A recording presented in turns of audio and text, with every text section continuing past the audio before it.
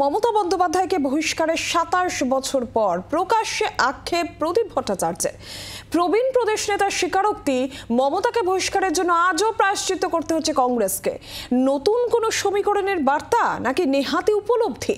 প্রদীপ ভট্টাচার্যের মন্তব্যে জোর শোরগোল রাজ্য রাজনীতিতে। বছরের প্রথম দিনই ২৭ পেরিয়ে ২৮-এ পা দিল রাজ্যের শাসক দল তৃণমূল কংগ্রেস। তার কদিনের মধ্যেই তৃণমূল নেত্রী মমতা বন্দ্যোপাধ্যায় সম্পর্কে বিস্ফোরক স্বীকারোক্তি শোনা গেল প্রদেশ কংগ্রেসের প্রবীণ নেতা প্রদীপ ভট্টাচার্যের গলায়। শনিবার সন্তোষ মিত্র স্কোয়ারের কাছে সোমেন মিত্রর মূর্তি উন্মোচন অনুষ্ঠানে যোগ দেন প্রদীপ ভট্টাচার্য। সেই মঞ্চে দাঁড়িয়েই তিনি বলেন, মমতাকে বহিষ্কারের জন্য আজও প্রায়শ্চিত্ত করতে হচ্ছে কংগ্রেসকে। যেদিন বাংলার বর্তমান মুখ্যমন্ত্রীকে এক্সপেল করা হয়, তখন সোমেন মিত্রের ফোন এলো। সীতারাম কেশরী বলেছেন, ওকে তোমায় এক্সপেল করতে হবে, কারণ আমরা করেছি। আমি সোমেনকে বলেছিলাম তুমি করো না, কিন্তু সোমেনের উপরে এমন চাপ তৈরি হয়েছিল যে তাকে করতে বাধ্য হয়েছে। আর প্রায়শ্চিত্তটা সেই জন্য কংগ্রেস দলকে আজও করতে হচ্ছে। আমি জানি না এই খাত থেকে আমরা কখন কিভাবে উঠে আসব। নতুন কোনো সমীকরণের বার্তা নাকি নেহাতি প্রায়শ্চিত্ত? হঠাৎ করে প্রদীপ ভট্টাচার্যের মন্তব্যে শোরগোল পড়েছে রাজ্য রাজনৈতিক মহলে। শনিবার মঞ্চ থেকে প্রদীপ ভট্টাচার্য যখন প্রায়শ্চিত্তের কথা বলছিলেন, তখন পিছনেই বসেছিলেন বর্তমান প্রদেশ সভাপতি শুভঙ্কর সরকার। যদিও রবিবার জি ২৪ ঘন্টার প্রতিনিধিদের প্রশ্নের মুখে বিষয়টি জানেন না বলে দাবি করেন তিনি। এই ব্যাপারে আমার কোনো কমেন্টস এ ব্যাপারে নেই, এই কারণে যে আমি বিষয়টি জানি না। আমার জানার পরই আমি বলতে পারবো যে তিনি কি বলেছিলেন সে ব্যাপারে আমার কি কমেন্টস করা উচিত।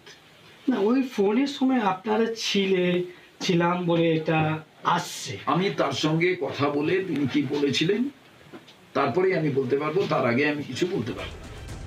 প্রদীপ ভট্টাচার্য প্রায়শ্চিত্তের কথা বললেও মমতা বন্দ্যোপাধ্যায় প্রসঙ্গে চেনা অবস্থানেই অধীর চৌধুরী। বলতে পারে সে একটা সিনিয়র লিডার, কারণ তাদের আমলেই দল থেকে বহিষ্কৃত হয়েছিল।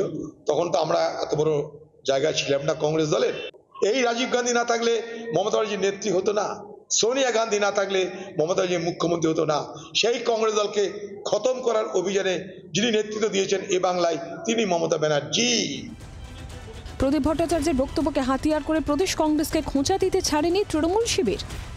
কংগ্রেস এই যে বাংলার মানুষের মন বুঝতে ভুল করেছে, কংগ্রেস সিপিএমের সঙ্গে লড়েনি, সেই জায়গা থেকেই মমতা বন্দ্যোপাধ্যায়কে যখন তারা বহিষ্কার করলো, তাহলে মমতা বন্দ্যোপাধ্যায়ের কংগ্রেসটাই বাংলায় অরিজিনাল কংগ্রেস হয়ে গেল। বাংলার মানুষ বললেন এটাই মূল কংগ্রেস।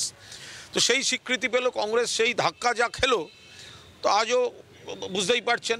ফলে প্রদীপ ভট্টাচার্য যা বলেছেন একদম সঠিক কথা বলেছেন। গত শতাব্দীর ৭০ দশকে কংগ্রেসের সাধারণ কর্মী হিসেবে রাজনীতিতে হাতেখড়ি। খুব অল্প সময়ের মধ্যেই যুবনেত্রী থেকে জননেত্রী হয়ে ওঠেন মমতা বন্দ্যোপাধ্যায়। ৮০-এর দশকে লোকসভা নির্বাচনে জিতে প্রথমবারের জন্য সংসদে পা।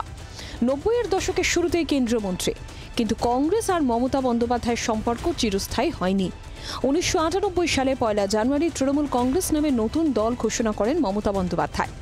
তার কিছুদিন আগেই অবশ্য তাকে দল থেকে বহিষ্কার করে দিয়েছেন সেই সময় প্রদেশ সভাপতি সোমেন মিত্র। জানিয়ে এতদিন পর প্রকাশ্যে আক্ষেপ ঝরে পড়ল প্রদীপ ভট্টাচার্যের গলায়। শুরু হলো রাজনৈতিক চাপানোতরের নতুন পর্ব।